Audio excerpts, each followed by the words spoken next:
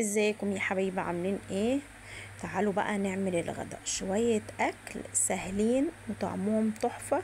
انا عارفة ان الاكل دوت بيحب الشتاء اكتر، بس انا مادام عندي في الفريزر إيه المشكلة لما اعمله في الصيف كمان؟ انا دلوقتي عملت ايه؟ حطيت معلقة سمنة، حطيت معلقة بصل من اللي انا مفرزاه، وبعد كده شوحتهم، وبعد كده نزلت بنص او ربع معلقة توم مفروم برضو من اللي انا مفرزاه، وبعد كده هشوح، وبعد كده هنزل بكيس اللوبيا.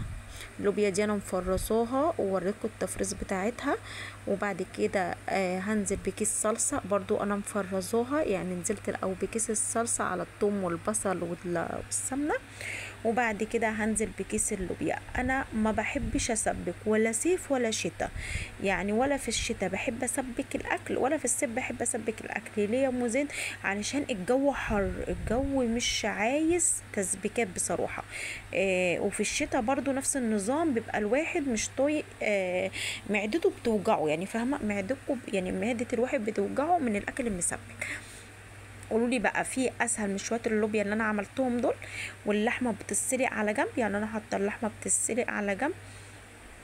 عايزه اقول لكم ان دوت اخر، لا فاضل لي طبق، يعني اللي ده اخر يعني الكيس اللي قبل الاخير في اللحمه اللي في الفريزر.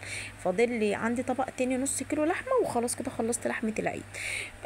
وبعد كده هوطي عليها واحط شويه ملح، واحط شويه فلفل اسود، واحط شويه بابريكا حمراء يحمر لي كده الصلصه ويخلوها حلوه. وبعد كده هركن الحله واوطي عليها على جنب. بعد كده هدخل على الرز، هحط ايه؟ هحط معلقه سمنه. على فكره انا بحب اعمل الرز بالزيت مش بالسمنه، بيخليه مفلفل ومش ملزق كده ومش مدهن ولا اي حاجه. بس انا بصراحه الزيت اللي عندي كان زيت تومين، فكان الزيت واخداه من عند ماما، ما كانش يعني يا دوبك تحمير بس، ما كانش هيبقى حلو مع الرز، فحطيت معلقه سمنه بدل الزيت. وبعد كده نزلت بالشعريه، حمرتها مع شويه ملح مع مكعب ماجي، وبعد كده نزلت بالرز. عايزه اقول لكم ان انا بحب لما اجي اعمل رز اعمل الشعريه اكتر من الرز. على فكرة لما بتكتري الشعرية اكتر من الرز بيبقى طعمها حلو. مين بيحب زي كده ومين بيعمل زي اللي بيحب الشعرية اكتر من الرز يكتب لي ويقول لي، انا بعمله بنفس الطريقة بتاعتك ديت. بصوا اديني عملتها اهو، وبعد كده وطيت عليت عليها وغطيتها وسبتها. دلوقتي هعمل شوية قلقاس، برضو القلقاس ده انا مفرزه، الحاجات دي انا مفرزاها معاكم من قبل رمضان. نزلت، بصوا بوريكم كيس الخضرة بتاعت القلقاس بالثوم بكل حاجة. كنت حاطه كل كيس قلقاس بحط كيس الخضرة دوت معاه في جوه الكيس القلقاس، عشان لما اجي اطلعه ايه اكلة واحدة. طلعت كيس القلقاس، بصوا ابيض، اقسم بالله ابيض قشطه شمع خالص، القلقاس مش مغمق ولا اي حاجه. وعايزه اقول لكم ما خدش غلوه معايا، القلقاس ده ما خدش غلوه معايا. وبعد كده نزلت عليه بالشوربه، وهنزل عليه بشويه ملح وشويه فلفل اسود وشويه وايه ومكعب ماجي، وهسيبهم ياخدوا غلوتين، يا دوبك غلوتين بالظبط. هو اصلا كان يعني القلقاسه اللي هي المستويه مش المزرقه اللي هي الخشنه، لا القلقاسه الحلوه. وبعد كده هسيبه يستووا مع بعض شويه، وبعد كده هقوم منزله الكيس الخضره اللي انا مطلعاه معاه، هقوم مطلعاه واقوم حاطاه.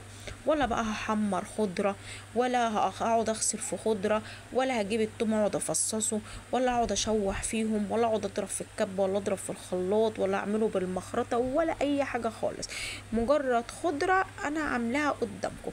طبعا ان شاء الله الشتاء جاي باذن الله هعمل معاكم التفريزات دي تاني، واللي حابب برضو يتفرج على التفريزات ديت يرجع للفيديوهات اللي هي قبل رمضان ديت القديمه وهيشوف طريقتها. وبعد كده الخضره دي هتساع مع القلقاس او الاكله قدامكم. شويه رز بشعريه، اللحمه ما رضيتش احطها في القلقاس ولا في اللوبيا، خليتها كده ان اكتريتها سمينه، وشويه مخلل وشويه لوبيا وشويه قلقاس. عايزه اقول لكم اكل عسل، تعالوا كلوا معايا يلا. ازيكم يا حبايبي عاملين ايه؟ يا رب تكونوا بالف خير والف سعاده يا رب. عايزه اقول لكم عملت شويه كبده. بصوا، قولوا لي الكبده ام فلفل وتوم ديت بتبقى اسمها كبده اسكندراني؟ اللي يعرف يقول لي. هي الكبده ام توم وفلفل دي بتبقى كبده اسكندراني. عايزه اقول لكم حلوه وطعمها تحفه. عملت شويه بطاطس اوريكم ايه العيال كلوها. وشويه بطاطس. اعمل لك كده يا لولو؟ ليه؟ ليه؟ زين خلصتي سندوتشك؟ طب يلا خلصوا. عايزه اقول لكم شويه كبده بس تحفه تحفه. هقول لكم طريقتي في الكبده بعملها ازاي. بعمل ايه انا؟ بصوا، ما بعرفش اعمل الكبده من غير ما اغسلها. يعني الكبده انا عارفه ان في ناس كتيره هتقولي ازاي تعملي الكبده وتغسليها. الكبده بتتعمل بدمها. عايزه اقول لكم انا ما بعرفش اعمل الكبده، ما بعرفش اعمل الكبده بصراحه بدمها خالص. انا الكبده ما بعرفش اعملها الا بصوا، احط الكبده انا مقطعاها اهي، مقطعاها عصافير اهي، مقطعه الكبده عصافير اهي. اقطع الكبده كده اهوت، وبعد كده اهوت اقوم حطاها في مصفى، وبعد كده اجيب ليمونه كبيره اقوم عصره على الكبده، وبعد كده اهوت اقوم مديها شطفه على طول على السريع. مش هسيبها في الميه كتير او اسيبها في الليمون كتير، لا اقوم مديها شطفه كده اهوت على السريع، وبعد كده اهوت اسيبها في المصفى بقى تتصفى براحتها، ولا بنقعها ولا اي حاجه. وبعد كده اسيبها تتصفى براحتها. وبعد كده هوت ايه، انا بصراحه عامله الفيديو بتاع الكبده دوت على الصفحه التانية، على مش على اليوتيوب، على اللي هو التاني دوت بيقولوا ممنوع تقول. المهم يعني على الصفحه التانية، على اسمه ايه دوت بيقولوا عليه الايه الفيس. المهم يعني ايه، عامله الطريقه بتاعتها. وبعد كده هوت بقوم انا جايبه محضره علبه توم.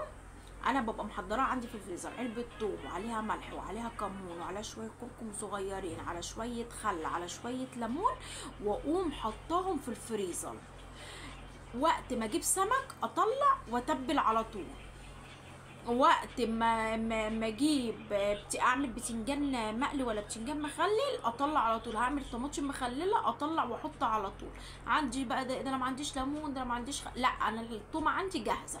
اجي مثلا اعمل كبده زي دي كده اهوت، اقوم ايه جايبه على طول عامله. وبعد كده بعد ما صفيت الكبده اقوم جايبه ايه، جايبه معلقه نص معلقه كده كبيره كده هو من الثوم والخل والكمون والملح والحاجه، اقوم حطاها عليها وهي نيه في المصفى زي ما هي، اديها تقليبه.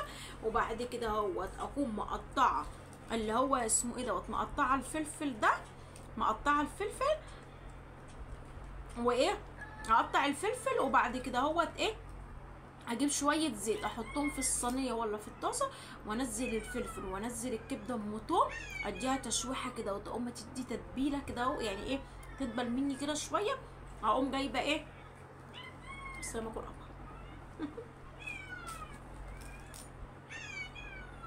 بس شويه زوم. تعالوا كلوا معايا.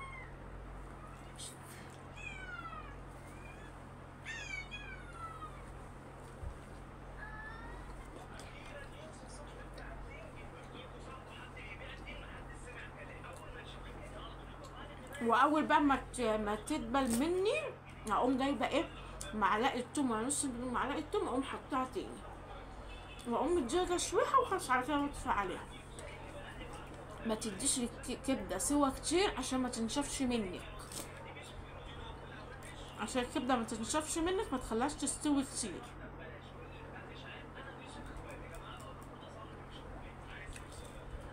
عندي ضرس هنا وجعني قوي، وجعني قوي قوي.